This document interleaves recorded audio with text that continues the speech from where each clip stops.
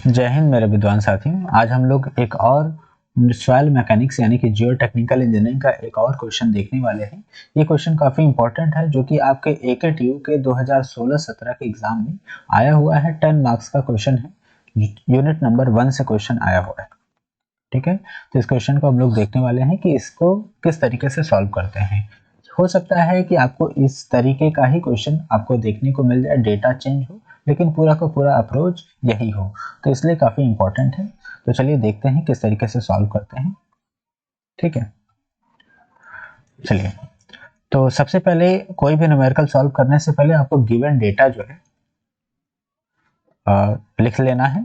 और given data एक बार अच्छे से क्वेश्चन पढ़िए और गिवन डेटा आप यहाँ पे लिख लीजिए। लिखा हुआ है a soil specimen has water content कितना है 15% एंड वेट यूनिट वेट है 25 kilo newton per metre cube. Wet unit weight है 25 kilo newton per metre cube. If the specific gravity of solids is 2.70, determine dry unit weight, void ratio और degree of saturation. और कह रहा है कि gamma W जो है आपको 10 kilo newton per metre cube लेना है। तो गिवन डेटा क्या क्या है, वाटर कंटेंट है जो कि 15% है, और बल्क यूनिट वेट यानी कि वेट यूनिट वेट यहाँ पे लिखा हुआ है।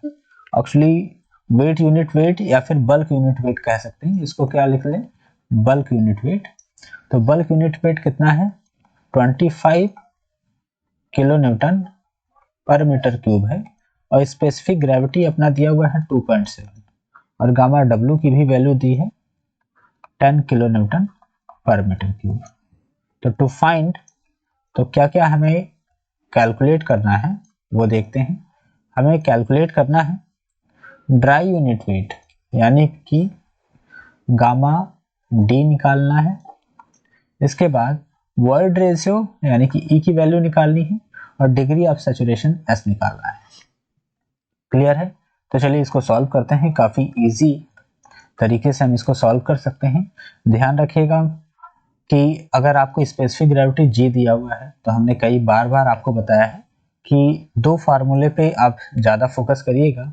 एक एस ई बराबर डब्ल्यू इंटू जी, और दूसरा गामा बल्क बराबर जी प्लस एस ई अपान 1 प्लस ई गामा डब्ल्यू। इस इन्हीं दो फार्मूले में स्पेसिफिक ग्रेविटी जी का यूज होता है। तो ये दो फार्मूले आपको याद रखने हैं। वैसे सॉइल मैकेनिक्स में तमाम फार्मूले हैं, लेकिन इन पे ध्यान रखेंगे तो सारा क्वेश्चन बन जाएगा। अब देखिए आपको वाटर कंटेंट दिया हुआ है, यहाँ पे आपको वाटर कंटेंट दिया हुआ है और बल्क यूनिट वेट दिया है, स्पेसिफिक ग्रेविटी जी दिया हुआ है, और ड्राई यूनिट वेट पूछ रहा है। तो dry unit wait gamma D बराबर क्या होता है, जहाँ पे ड्राई यूनिट वेट के लिए डिग्री ऑफ सैचुरेशन एस का मान क्या हो जाता है, 0 हो जाता है। तो जब आप यहाँ पे 0 पुट करते हो तो ये पूरा का पूरा टर्म क्या हो जाता है, 0 हो जाता है। तो बचता क्या है, फार्मूला जो है, फार्मूले जो आपका बचता है वो आता है जी अपान 1 plus E into gamma W, क्योंकि ड्राई यूनिट वेट के लिए एस की वैल्यू यानी कि डिग्री ऑफ सैचुरेशन 0 हो जाता है, तो ये पूरा का पूरा टर्म ही अपना 0 हो जाता है। तो यहाँ पे हमें अभी वॉइड रेशियो ई पता नहीं है और गामा डब्ल्यू भी नहीं पता है, तो ये अभी क्वेश्चन में इस तरीके से हम इसको सॉल्व नहीं कर सकते हैं। तो अब ड्राई यूनिट वेट कैसे निकाला जाए, तो ड्राई यूनिट वेट निकालने का एक और फार्मूला है, गामा डी बराबर गामा बल्क अपान 1 प्लस डब्ल्यू। अब यहाँ पे हमें वाटर कंटेंट भी पता है और बल्क यूनिट वेट भी पता है, दोनों ही पता है, तो यहाँ से ड्राई यूनिट वेट हम निकाल सकते हैं। और ड्राई यूनिट वेट आ गया तो यहाँ पे पुट कर देंगे, और डिग्री ऑफ सैचुरेशन भी हमको निकाल, ये वॉइड रेशियो आराम से निकल आएगा, क्योंकि गामा डी हमने यहाँ पे पुट कर दिया, तो ये वॉइड रेशियो बच रहा है, तो वो वॉइड रेशियो भी निकल के आ जाएगा।